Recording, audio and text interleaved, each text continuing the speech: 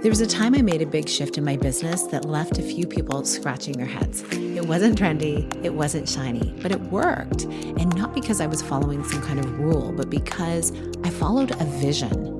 In this solo episode, I'm sharing why some of your boldest, most visionary moves won't make sense for others at first, and why that's actually a sign that you're onto something iconic. I'll walk you through what I changed, how I anchored myself through uncertainty, and the surprising ripple effect it created in my life and my business. And if you've ever been the only one in the room who gets what you're building, this episode will feel like a warm, grounded exhale. Hi, welcome to the podcast. I'm Sheila Botello, holistic business strategist, creator of the Seasoned Success Method, and your guide to growing success from the inside out.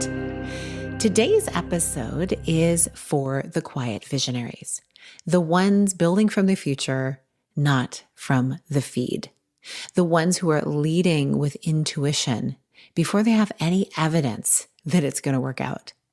The ones who know that their soul is saying yes to something, even when the world hasn't caught up yet.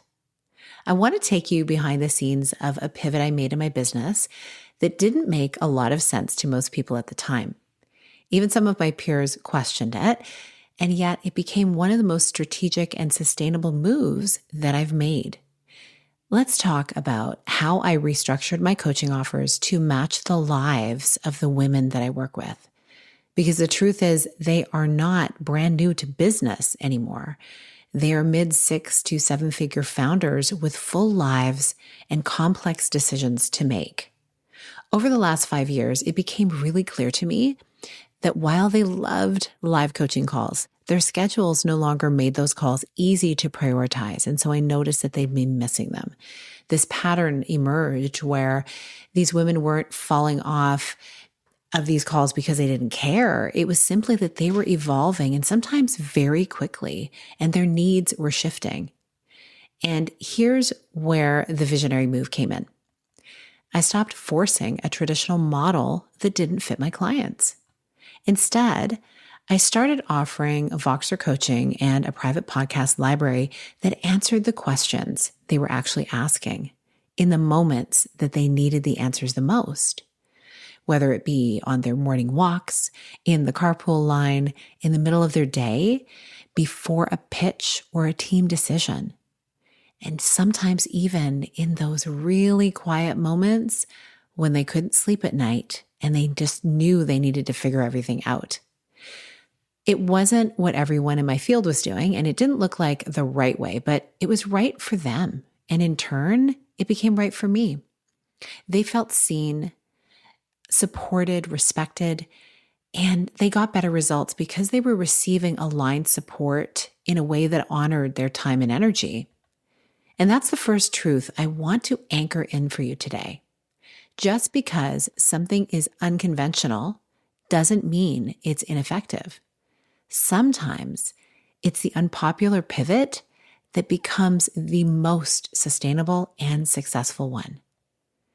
Now, how do you stay anchored when you're making those bold moves? Because truly, even when you know it's the right decision, you feel it in your gut, there will be days when doubt creeps in, when results take longer, and you think, should I go back to the way I was doing it? When people question you, truly, you're questioning yourself. And this is life. This is being human.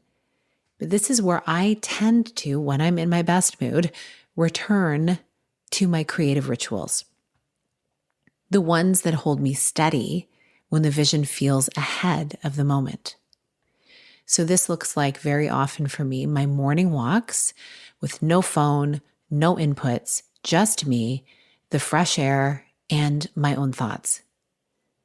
Sometimes I'll record voice notes to myself, and they're just for me. They're not for anyone else, so that I can come back later, sometimes weeks or months later, and hear where I found myself on that day. Because there are days when I forget. Days when I scroll too long, start comparing. Days when I wonder if I should just go back to the model that worked several years ago. But then I listen back and I remember why I'm building it this way. I listen to the passion in my own voice, the clarity in my words that typically comes right after having a conversation with a client who's telling me where they're at. I feel the peace in my nervous system when I do this. And that's how I know I'm still in alignment, even if the numbers haven't caught up yet. So if you're navigating a pivot or building something that no one really gets yet, I want to encourage you to create a practice of documenting your own truth. Whether it's journaling, voice notes, or video logs, give your future self the gift of reminders from your past self, because the world might not remember what you said, but you always will. Now let's talk about what happens when you lead from vision instead of fear or comparison. This is where the real shift happens in my clients. When they stop building reactive offers or doing what everyone else is doing and start tuning into the unique frequency of their own legacy. And this is so interesting to witness, because whether these are people who are in a brick and mortar type of business, where it's a service-based business of some kind, they're seeing people in person, they're seeing people online, or if they have a product that they have out in the world and they're serving clients in that way, or they may have a number of products, it happens to everyone, no matter what type of business that they have. And what I've noticed is when they stop building reactive things and doing what everyone else is doing and just looking at all the trends and saying, okay, how do I hop onto a trend? Even though that is a very important piece of this, like we do look at trends, it's more how do we differentiate ourselves inside of the trend or in spite of the trend? And this way, people then start tuning into their own unique frequency that they have. That's when things open up. They get bold. They name their frameworks. They create content that sounds nothing like what's trending and everything like them. The products they have out on the market are truly unique to them. And their audience feels it. The right clients lean in. The aligned opportunities show up. And as a result, their team even grows stronger because they get so lit up by watching what's happening right in front of their eyes. Because when you lead with clarity, you attract clarity. This is also when their voice deepens. They speak with more conviction. They stop seeking validation and they become truly magnetic. And I know we throw that word around a lot right now in the online space. Be more magnetic and magnetize the opportunities to you. But it really is a principle I've seen in practice with my clients. I've felt it myself very, very recently and over the years. Even before I knew what it was, I can look back and point to the magnetism that has brought certain things into my life. And the best part is my clients are doing this without burning themselves out, because when you no longer are fighting your own rhythm, everything becomes more sustainable. You are truly working in flow. Now, let me take you into a more personal angle of visionary leadership. My kids have always seen their parents with a business. They've watched me voice note clients while stirring dinner. They've seen me recording podcasts right after a workout with a messy bun on top of my head. They've made me tea between coaching calls. And when they were younger, they didn't totally understand what I did. Of course, like, did we ever really understand what our parents did when we were kids? But they did know, okay, mom works from home. She talks to people. She's always creating something. But now, as they step into adulthood, they see it. They understand what I've built and why I choose to build it this way, how much care I've poured into every piece. And I'll never forget the moment my son joined me on a podcast to talk about consistency in morning routines a while ago. He was in high school and he showed up with insights that mirrored things I'd said years ago. And it reminded me, our legacy isn't just in the lives we touch through business, it is in the daily modeling of our vision. And it's extra funny when they decide to mimic me, when they may have seen me doing a live stream or they've heard me on a call with a business bestie and they mimic the way I talk. And it's the cutest thing ever. Even at this age, I know it's a total form of flattery because they also are very quick to say how much they appreciate what their parents do. And, they'll even say, they're proud of us, which is really cool to hear from your kids because, of course, we're always telling them that we're proud of them. Truly, when you build something quietly, consistently, and courageously, eventually the people who matter will understand. And their understanding won't come from what you said. It'll come from what they saw you live, the authentic way you show up in the world, and the messy way. That's another thing my kids have witnessed. They've witnessed us both on the good days and the not so good days, but they've seen us get up and try again and have that optimism for what is to come. And that's what I'm hoping they will carry with them through their life also. I feel like they've got it. They've got a great work ethic. We've done our best to model it for them. And yes, it's been imperfect, but it's really beautiful to watch them grow into themselves. Now let's close with this. I deeply admire the quiet visionaries, the ones who aren't chasing visibility for the sake of it, the ones building with integrity over urgency. I love looking at artists and actors, musicians. So I'm thinking about people like Alicia Keys, Denzel Washington, Prince, Sandra Bullock. I just love her humor. Artists and creatives who've held their core message through decades.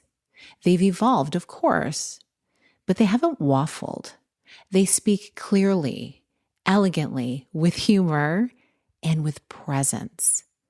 They don't perform for attention. They produce from conviction. And that's something I try to bring into my own leadership as often as I can.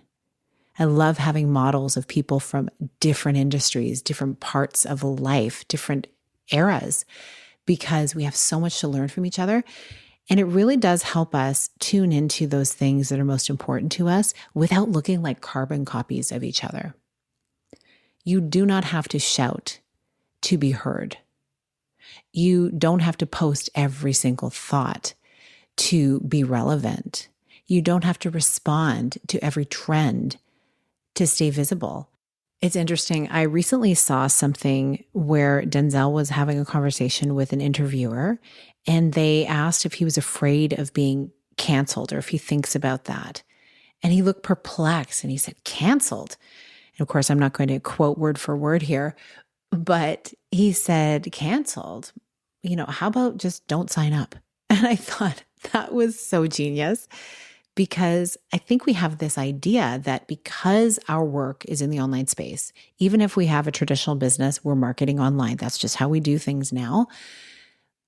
We have this feeling that we're on a platform. We have to speak about all of the things that are going on in the world or in the marketing space, et cetera, et cetera. And it's a lot. I mean, goodness, it's more than a full-time job to keep up with various trends. That's just one piece of it. And so it goes back to what is our true purpose? What helps us really stay in a business that's growing? And how do we actually continue helping the people we're here to serve? And it's one word, focus. The way we get focused is first to be clear on what is our purpose here? What is the work that is meant for us? And when we do that, we can literally opt out of needing to subscribe or get signed up for something that people may cancel us from. And it certainly takes a lot of courage to say anything face to face with someone, but also to say it online in front of so many people. But I do love people who will stand for what they believe in, and especially those people who will be so focused on the thing that they're here to do. That focus is rewarded. It's rewarded in your relationships. It's rewarded in your wellness. Definitely it's rewarded in your business also. Like I said before, don't perform for attention. Produce what you're doing from conviction. Really be clear. Use clarity as your currency and let your quiet be your strategy. So if you are in a season of building something that few people understand, know that you're in good company. There is something on the horizon for you just about to break through to the next level. And it's okay to move slower because you get to move at your own pace. You get to speak less and build deeper. You are not behind. You're not invisible. You're literally focusing on your purpose. And if you're ready to reconnect with that purpose, to build from vision and not reaction, I want to invite you to download my vision map. It is a simple guided tool I created to help you get clear on your next move in a way that actually supports your nervous system, your energy, your future legacy through focus. You can check out the show notes, or you can DM me the word map at Sheila A. Botello on Instagram, because your vision deserves a strategy. And that strategy begins with you. Thank you so much for listening. I hope you have a beautiful rest of your day, and I will see you on the next episode.